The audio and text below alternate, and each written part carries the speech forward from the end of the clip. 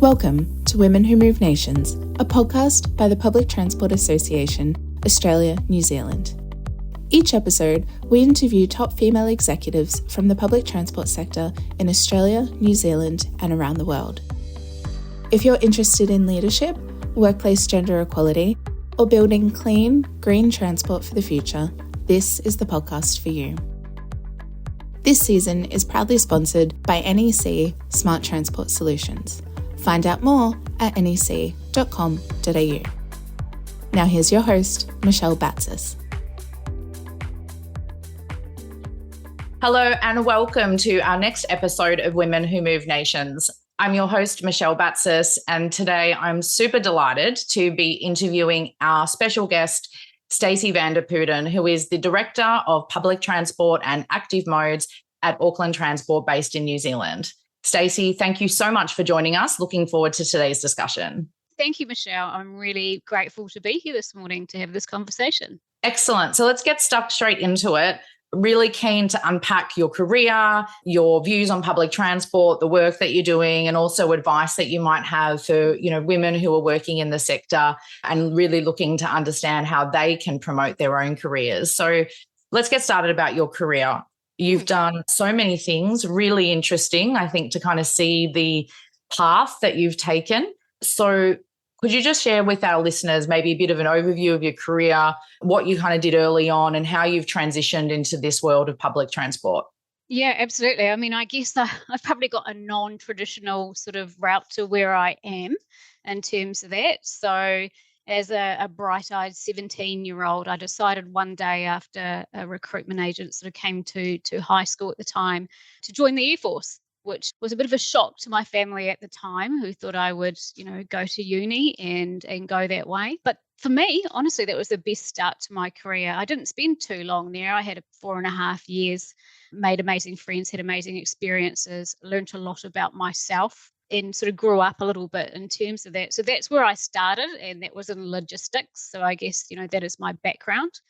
From there, I actually went to work for a Japanese startup and again had some amazing experiences, and that was in technology. And so that was another sort of, 6-7 years with that. Thereafter, I think I did an assortment of different things as I guess I grew in terms of that, and mainly in what I call strategy and development in terms of businesses. And then I found myself, actually, I must have been 28, 29 after the birth of my first child. I found myself in the services sector and in a strategy development type role. And I spent quite a bit of time in that sort of sector, I guess, but across multiple different sectors within the confines of what they did. And so that was public housing, defence, public health, basically anything with what I call a public portfolio in terms of, as a service provider, providing outsourced services to them. And, one thing that I guess that taught me particularly is the public sector has a lot of constraints. And actually, as a service provider, how can you provide really, really good customer-centric solutions that supported their customers, but also provided value for money and was efficient and effective and performance-based. Always these sectors is important to understand. They are time-bound. They are safety conscious. They definitely have, financial constraints. So I really enjoyed my time there. I got to do a lot of different things across a couple of different providers and in different sectors, and it taught me a lot. So starting out obviously in the strategy, but then one day I sort of put up my hand to do what I call a very large complex transition. And I learnt a great deal about myself during that. And I also learnt a great deal about what it takes from a bid response perspective and actually how that translates into everyday in operations. And sometimes there's a bit of a divide there. Right. And so it's a real good learning, sort of growing with that and understanding the different facets of what makes it up into what I call a really good service solution. Like, what were the learnings you took from that, like working on that bid perspective and understanding the leap in terms of what that means for operations? Like, what's the learning you took away from that experience? I think the learning I took away from that was really around practicality. And in terms of that. And so when you're predominantly on the strategy side, you can get a bit what I call idealism type thinking and things how should be versus how they are. Yeah, and actually how they translate to the people delivering the services. Yeah, and sometimes there is a bit of a gap there. And also sometimes people ask for things that they think is going to have an output, but they don't really know what they're asking for. So that would be the other thing in terms of translating it from somebody procuring a service. They think they want an outcome, but actually they don't necessarily understand that full journey. I know that sounds like a wishy-washy thing to say, but sometimes we want something, but actually when we get that we realize it's not what we really wanted. So I guess that's some of my learnings in terms of that. And about actually what provides value for money and what is, efficiency, and how do you measure that appropriately, and that handover from what I'd call strategy through to operations and business as usual management, making sure that was smooth, and your operational teams, your delivery teams know exactly what the intention was. There's sometimes a gap, no matter what sector you go to, where things can go wrong. Oh, that's really fascinating. And so what were your next steps after working on, I guess, that perspective and on the private sector side, bidding in? How did you move into public sector? Actually, I was approached about a role here at Auckland Transport at the time. And, admittedly, I thought, oh, you know what? I'm quite interested in transport. Why? It's a part of everybody's life. And I think that was the thing. And at the time, you could see from, a city perspective, you can see the constraints, you can see that things need to change. You can see that as Auckland, as a city, I could see at the time that we needed to potentially do things differently. It was getting busier, and actually what role could I play with that? I also knew that I could offer significant value coming from the private sector, particularly, contracting back into places like Auckland Transport. So I knew that I could take some of those efficiencies and what I call the commerciality aspects of what I did in here. And so that was, I guess, in terms of I knew I could add benefit, but there was also reservations at the time in terms of that. And I took a little bit of convincing at the time because I had this thing in my head about the public sector from my previous experience about potentially they're not agile enough, they're not innovative enough. And so I had that I had to process in order to get across the line. I found that not to be true, I must say. When I came here, I was really welcomed by the fact that they were innovative and they were thinking about the future, and you had what I'll call this great depth of knowledge, but also this huge heart for wanting to do good for Aucklanders and the city. And you don't get that kind of passion and what I'll call, sort of purity in the private sector. You just don't, purely because it's for good, you know what I mean? It's for the communities. People are very people focused and they want to make a difference. And so I found that really warming and encouraging, despite the huge constraints and challenges ahead. It was definitely what's maintained my journey. Yeah, that's interesting. So, I mean, hearing you talk about the value of that private sector experience, would you advise people to kind of get the perspectives of both, to bring that private sector experience into public sector? Absolutely. What I do is I think you need that sort of balance in terms of experience to be well-rounded. And it's just like, obviously starting out more on the strategy side and then going transitions and operations, having that what I call well-balanced piece helps you deliver better solutions and actually understand everybody's steps on the journey, whether you're a service provider or you're, procuring the services. And so I think that's really helpful in terms of that, being able to understand things from both sides. Also, as a service provider, having spent a long time there, understanding what good looks like from a relationship management perspective, and actually what delivers better solutions and service relationships in order to maximize what you can do. So having that experience really helps. So Stacey, listening to you talk about all of that experience, which is pretty amazing, right? Like the experience you've had is really incredible. You have a career that I really look up to. And actually the first time I met you was like, oh my goodness, like you are just an absolute trailblazer. I was really inspired by you.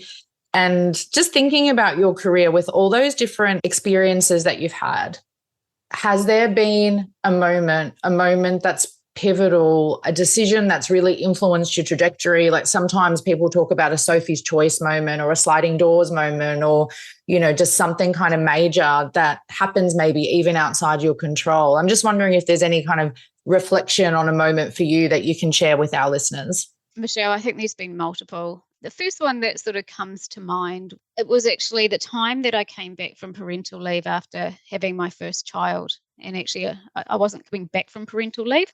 I decided that I wanted a change in my job. And with that, that's when I really got into what I call the pointy side of outsourced service solutions. And I think during that time, actually, I had some really, really good opportunities.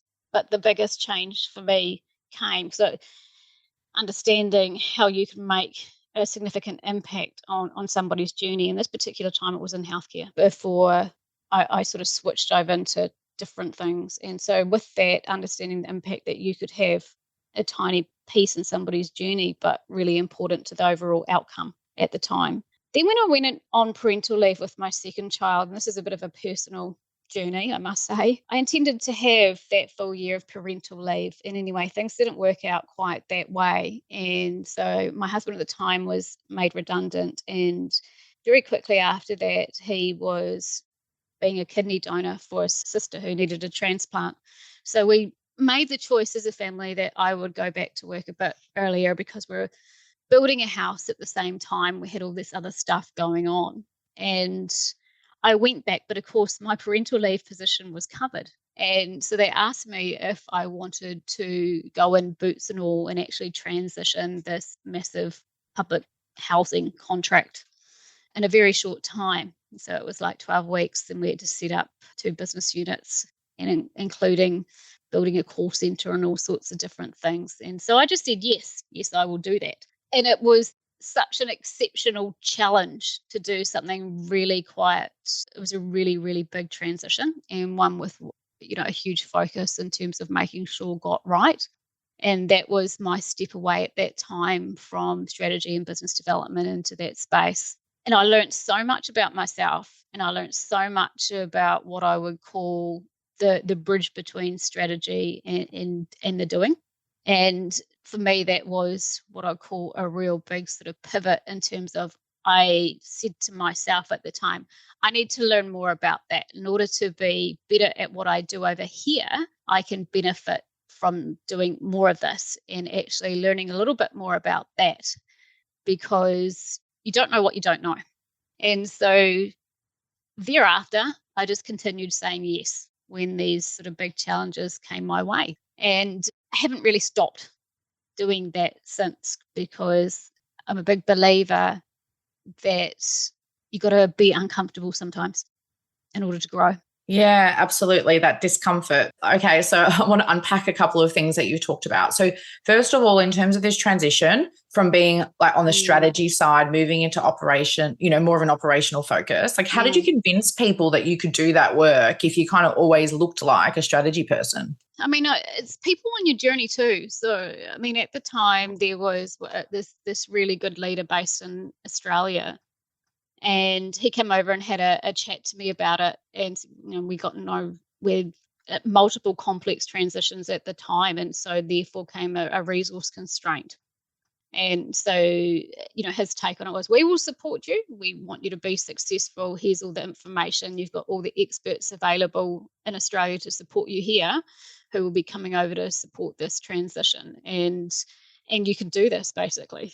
And so it was a little bit of blind faith, I guess, on their side, but also a lot of support and being very accustomed to working to very tight deadlines and timeframes. That piece of it didn't scare me, but it was still, I guess, a bit of a leap in terms of something I hadn't done before. And take into consideration, I had a toddler at home and a 4-month-old baby. There was a lot going on all sides of my life at that time, but I honestly think sometimes that's when you grow the most. That's when you get really uncomfortable. You have to obviously reflect a lot, but being uncomfortable does help you grow. And I stand by that today. Sometimes things seem really hard at the time, but sometimes hard times help you grow. I think that's the simple simplest way I can articulate that. And so it's always those times that you sort of reflect on, you go back and you go, oh my goodness, that was really difficult, that was hard, but look what I grew, and I gained confidence, and that helped me get to the next step and the next challenge. And I'm really grateful for that experience. I love that. Thank you so much for sharing, Stacey. Something I've heard you say is this kind of saying yes. And it seems like some opportunities, have come your way, they've been presented. But in terms of like looking forward now, are you planning your career? Like, are you someone who's thinking, where do I want to be in 5 years or 10 years? Or are you just kind of like going with it and seeing what opportunities arise? Probably a little bit more of the later, Michelle, albeit I do have in my head that, I need to be thinking about what my next move is. What's my next step? Where do I want to be? And I know that journey is really different for everybody. And, my children now are teenagers. And so I'm now thinking about, okay, so you need to keep things stable while they're in high school, but what next? Where do you want to go? And I've been definitely having that conversation with myself lately in terms of that, some more my 5-year plan. And I know I want to keep growing in terms of that and keep challenging myself. I'm lucky enough that I've always had different things along the way. I've never been bored. I've never been complacent. I've always kept learning and kept challenging myself. So as long as I continue to do that, I think that'll help me grow regardless. But yes, do I want to be in a bigger role at some point? Yes, of course I do. And I feel like it's okay to vocalize that too. Do I want to potentially go overseas and work somewhere else? Yes, I do. And I think it's okay to want more, but that doesn't mean to the detriment of the satisfaction of where I'm at today. Yeah, thank you. I love that. It's good to know, though, how you're kind of thinking in terms of like next steps. And I love that you want a bigger role, Stacey. You can't wait to be a CEO in transport. That would be so cool. So let's talk about public transport, your role, so Director of Public Transport and Active Modes. That's super exciting. It's like literally the purpose of the Public Transport Association. So what are you passionate about in this space? What's the change you're driving at the moment? And is that aligned to mode shift, sustainability? I mean, I'm assuming it's all of it, right? But love to kind of unpack that for you in terms of your role and your priorities. Yeah, absolutely. So, I mean, it is all of those things in terms of that. And I'll tell you what, I love public transport. I think public transport is one of those things that it can mean so much to a city. It can transform a city. It should be the backbone of the city in order to make it a thriving city, to make it easy for people to go to. I mean, our new directorate, Public Transport and Active Modes, is pretty cool because it is bringing together those things that are really important to people under one directorate in order for us to be thinking about end-to-end journeys. Yeah, and the big focus on end-to-end journeys. And one of our sort of key outcomes we're sort of looking for is that more people want to take public transport, walk and cycle. So that sustainable modal solution, and to think about that cohesively. So that's really cool, and I'm really excited because we've only been under this new operating model at Auckland Transport for coming up 6 months.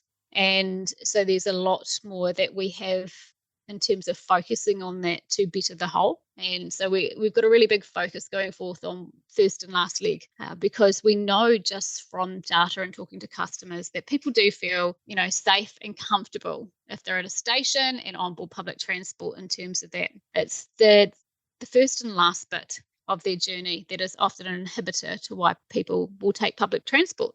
And so we're going to be putting a really big focus on that to improve that, both from a safety and security perspective, but also from an accessibility perspective. And all too often, when you sort of go around your network, you go, oh my goodness, there's a train station over there, but who would know?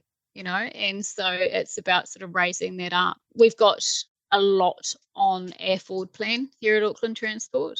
And so we've definitely got Grow Public Transport as one of our accelerators for the next 3 years. Within that, it's about how we can purposefully grow public transport through a number of initiatives, and not necessarily ones that are what I call a wholesale change to the system. We do have some big infrastructure investment that's underway that's coming to fruition over the next few years, like City Rail Link. and the Eastern Busway. So they're massive pieces of the network that will be coming online and will help patronage growth, but we're more looking at that holistic aspect. How can we get more out of our existing assets?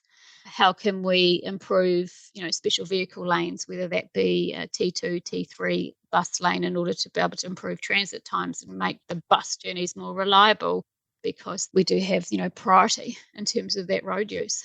There are a couple of things, as well as more digital tools in terms of making it more attractive. We're looking at our fare strategy. We have open loop coming later this year. And then, of course, we've got national ticketing as well. So there's a lot happening in our space that I feel quite excited about. And Michelle, look, I know we were sort of on that COVID journey in those early days in 2020, sort of wondering what it meant to our sector and what was that impact going to be.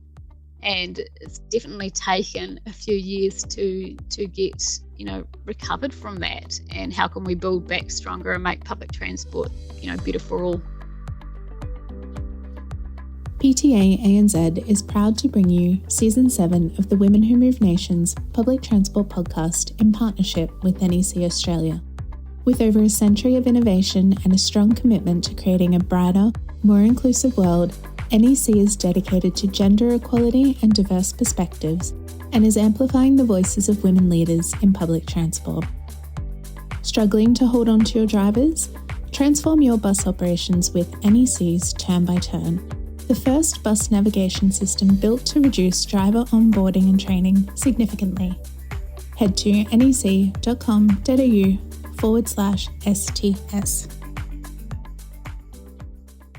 I mean, there's lots of exciting things happening, Stacey, and I know many cities around the world look at Auckland Transport as a really, inspiring case study. What you've done with your bus network, some of the on-demand work that you've done, some of the dynamic fare pricing that's been trialled as well. So good luck with all of those initiatives. Really look forward to hearing the learnings and what kind of growth that you can see in mode shift as well.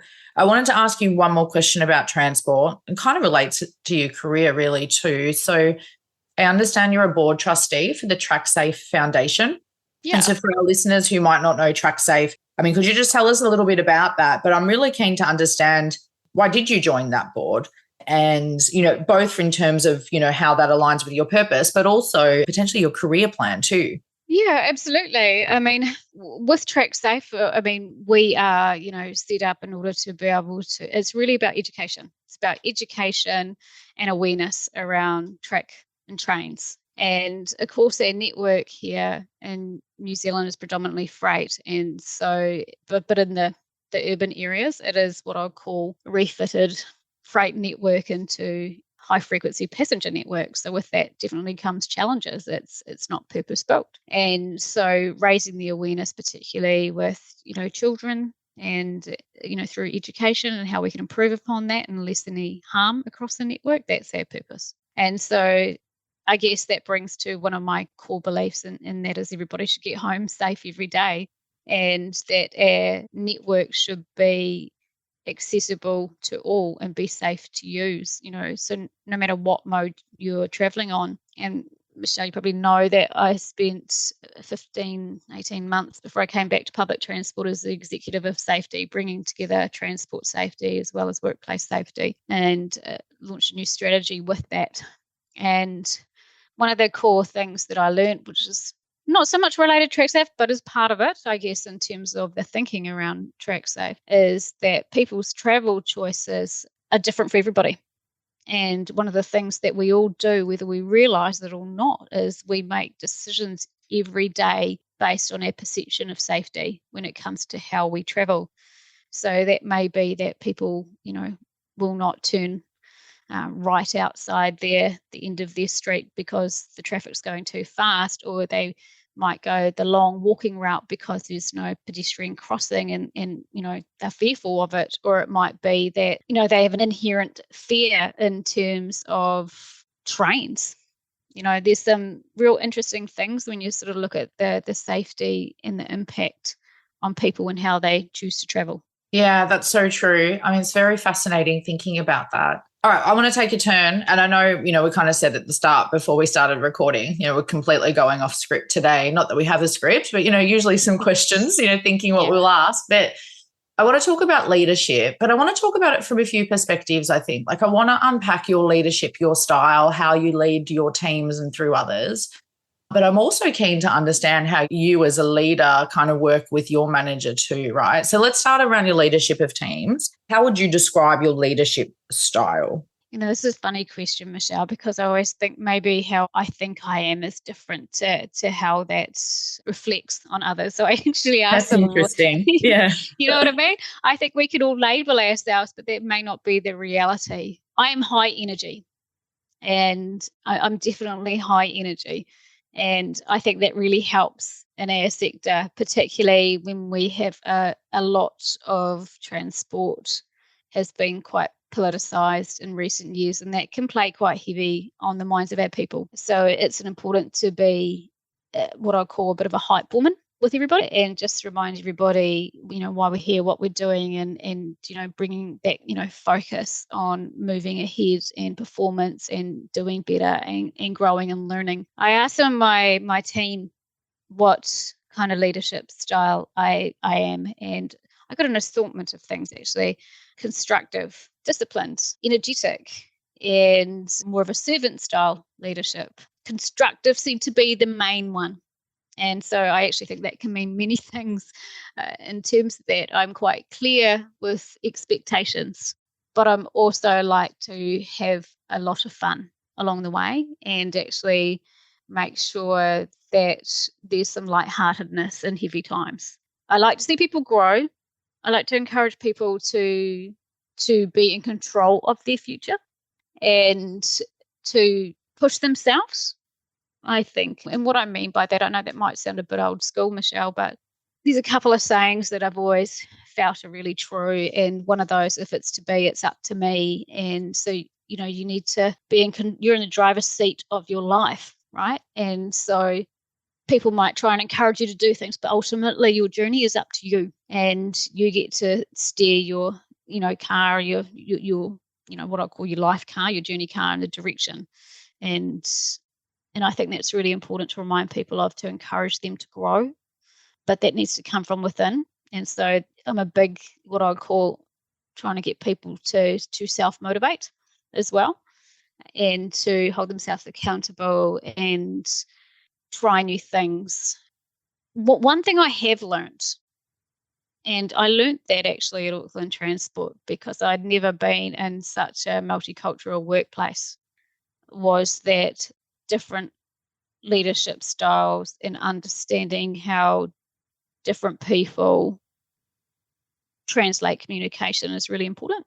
And so I deliberately sort of set off to understand that. So what I'll call understanding how those cultural aspects, in terms of how is my energy replicating onto others, what does that mean from a different sort of cultural perspective. And I found that actually quite powerful, and wondering why some people were quieter and some people were louder, and understanding that in a bit more detail, so that I was a more inclusive leader and tried to get the best out of everybody, rather than not understanding why potentially some people were not as, how would I put it, growing as much as others, if that makes sense. Yeah, it does. I mean, it's really interesting to think about these concepts, actually. I wanted to ask you about something that you shared a little bit earlier in your response there, and you talked about setting expectations. And so if I think about setting expectations with your direct reports, like, do you actively encourage them to challenge you, to bring different kind of ideas to the table? Like, what does that look like in your leadership team? Yeah, absolutely, I do. I encourage debate. I encourage them to innovate, and I encourage them to, bring forth things, and also to hold me accountable too. And if I say I'm going to do something and I'm not doing it, then, these things go both ways. As a leader, we've always got to be aware of our shadow and what our shadow may look like to others. So if you're going to put something on somebody, you've got to be willing to do that yourself. So, Stacey, I'm just thinking, and you might not want to talk about your current boss, right? But like, looking back, is there a moment or a time that you can think of where you may have like challenged your own manager, So I actually recently was having a conversation with someone who was kind of asking for advice, right? Like, how do you kind of challenge your thoughts or, your views with the manager, in a really respectful way to kind of put, a new insight on the table? Yeah, absolutely. Look, I mean, I think that's healthy, and I think you should do that. And I'm lucky enough to have that, and have had that in the past. And I likewise, as a leader, I expect my team to do the same thing, because that's how we learn and that's how we grow. And as a leader, you do not know everything. You're not the expert in every area, nor do you want to be. That's why you have these teams of people who are, right? And so it's really important that you're able to reflect and not take that as a criticism as a leader. And I think throughout my career, I've seen some not take it so well, but seen others take it very openly and warmly, and encourage that. So I think there's a personal thing about where your own sense of purpose is, and actually your own sense of self and confidence about how you either absorb information and is a useful feedback rather than something negative. Yeah. And you can see that in order to actually do better, you should expect to be challenged. Yeah, that's awesome. It's very inspiring to hear you talk about that, Stacey. Earlier on, you talked about inclusion, and I want to talk about diversity and inclusion, and in a real way, right? And obviously this is a podcast that's designed to profile women, to support women going through their careers. And of course, I use that really in to encompass gender diverse. And I think those communities who are really underrepresented in our authorities, in our operators, in the people that work in transport, right? Where, there's still a lot of men, really, let's be real, a lot of white men. And don't want to say, it's nothing against them, yeah. It's just that, we know that we want to be as diverse to represent the communities we serve. And I think there's a couple of things with this, right? If we talk about women, and, often people talk about empowering women, right? And I'm a big believer in that. But I think there's also something else, right? Which is the kind of the responsibility of everyone to set the right conditions for women to succeed. I wanted to ask like your thoughts, how do we advocate for this? How, and whatever perspective you come at, like, what's your experience? Have you seen anything that you think works well, or, is there something we should be doing? Yeah, that's an interesting one. I mean, you're right. I mean, transport always is going to be male dominated. And so, I mean, in order to get more people into the sector, you got to go right to school, right? In terms of STEM, and encourage more women to get into STEM, really. And, that seems to be happening. But women in leadership, particularly in public transport, I found is actually really challenging. And in that, I had to reflect as, are we not, do we not have a conducive environment to help women thrive? And so I've deliberately, or purposefully, not deliberately, they're different, made sure that I've encouraged that and tried to, I feel like it is my responsibility as a woman to encourage other women to grow in their careers and help them along the journey. I also fundamentally find that women can be better people leaders as well, and actually get more out of their people, and actually diversifying and making sure you have women in leadership amongst my teams has made it a much better place to work for everybody, because otherwise it can be a little bit of toxic masculinity where there's too much competition, not enough support for the guys. and that's not a great place for them either. So I think making sure that you're actively thinking about how you can support women to grow is really important. And let's be fair, we there is still that sort of old school mentality about young women, and how we can break that, I don't know. But I also think that we've hit that time where that's not great for men either, because I know lots of men here in my team that, maybe the predominant caregiver of their children, or just, do just as much as the female in the house in terms of looking after the children, everything like that. But they see it the other way, that it's almost dismissed that they do that too. It's not the same. So it's about how we can create a better workforce for everybody. And I definitely think that starts with making sure that you're diversifying your leadership teams, that you're actually encouraging female participation and actively doing that. And sometimes you do need to be deliberate about it. What do you mean by that, Stacey? Be deliberate. Well, just saying that if you're aiming for a percentage of women in leadership, yeah, and actually how can you do that and actively seek that, encourage the younger women coming in to grow into leadership positions. And I think we've definitely made a change in terms of the women in leadership positions here. That doesn't mean we haven't got more to do, don't get me wrong, but actively sort of promoting that's what you're going to do, yeah, and try and help them on their journey. Sometimes it's a confidence thing. Sometimes women are few and far between, and you actually have to get them from other industries in order to be able to help them grow into it. Yeah, there's transferable skills, so you have to be purposeful about it. Yeah, I love that. Just thinking about women who say, like, perhaps in like the middle management layer, right, who are kind of wanting that bigger leadership role. Do you have any advice to them? Yes, keep learning. And, keep learning, I think, is the best thing. Like, we should never stop learning, and, put your hand up for trying new things, even if it's a little bit outside your wheelhouse. And what I mean by that is you can get pigeonholed into being what I call a technical manager or a technical leader rather than a broader skill set. So trying to, even if it's like a cross move rather than an upwards move, and in order to be able to get a different experience, is really important in your career, to try new things, do something a little bit different in order to grow your skill set. Yeah, that's great advice. It's that old chestnut too, Michelle, that women will often not think that they have the skills and qualities in order to grow, but the guys will. So it's about 100%. Yeah. You know what I mean? And so it's about encouraging that too. So actually, no, you can do this, and we want you to do this, and being purposeful about it. Yeah, absolutely. I think there was a long time ago that Harvard Business Review research that showed that women would look at a job ad and be like, I don't have all 10 bullet points. And men would look at the job ad and be like, I've got 3 of them, I'll go for it, right? It's really interesting, that mentality. So, if you think about advice, like, what would you say is maybe the best piece of advice you've received from someone else in your career, perhaps a mentor or, someone that you've come across? Be okay being uncomfortable.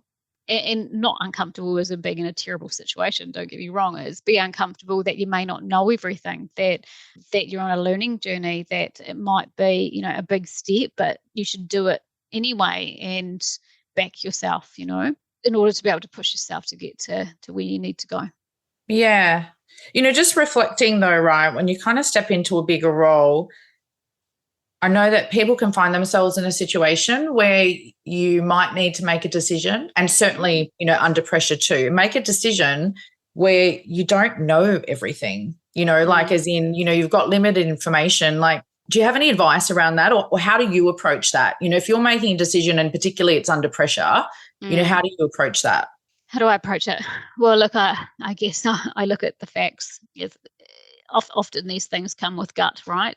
Gut supported by facts and data along the way. And it's also about building up resources around you. So, in order to be able to, those trusted advisors on your journey, to be able to support that.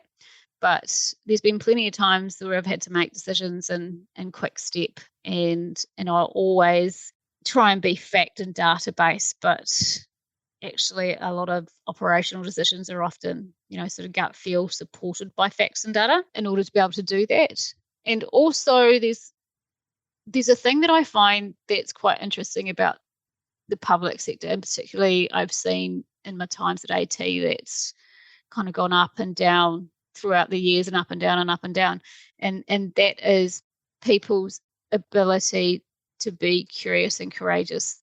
And what I mean by that is often because of the political nature of transport, or what has happened to transport has been quite highly politicized, and so because of that fear culture in terms of people being more conservative has definitely been something something that I've seen, which I think is quite disappointing, and that is because people get fearful, or they, in terms of making decisions that are potentially, might be challenging to articulate or slightly bold. And one thing I've had to learn about transport is you're never going to keep everybody happy.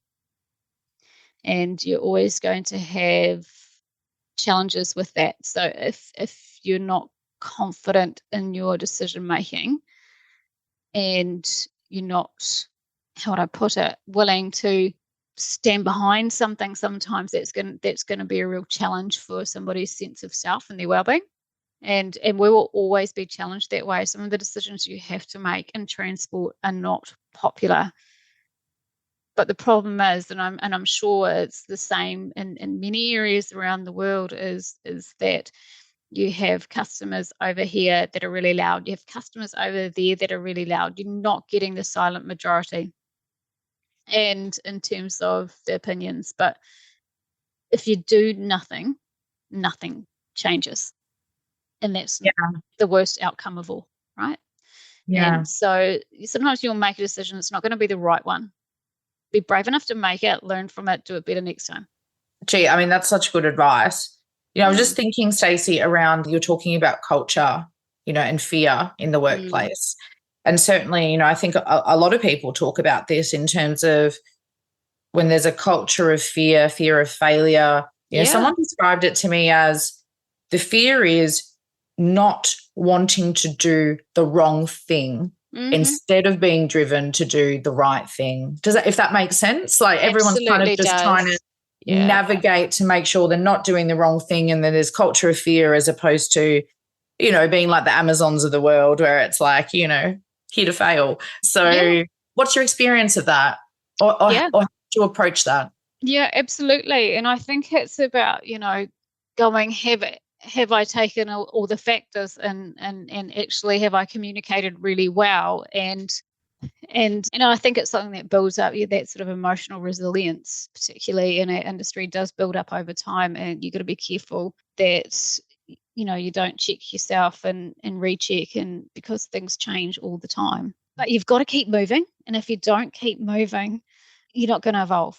And that's really particular for when you're trying to, build transport networks, when you're trying to encourage mode shift, when you're trying to tackle these really big, wicked problems that our cities have. You've got to be bold enough to make the decisions and see them through and learn from them and understand how you can do better continuously. But you've got to keep moving. And that means sometimes that you do have to take people on a change journey, and it might be tough, but it'll get easier.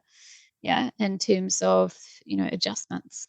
You just got to take your communities on the journey with you, and you've got to try and work with your communities and do the best by everybody, and that's always a real challenge.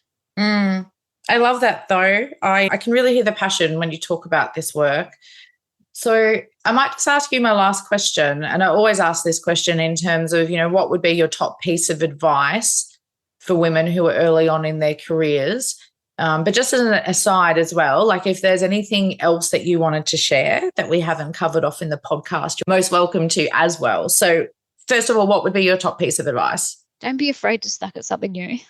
It's one of the statements I guess I've lived by. And we tend to, as we get older and adults, that we, don't want to fail. We don't want to try new things for the fear of failure. And so it's really important that you continue that growth, you continue trying new things and being uncomfortable.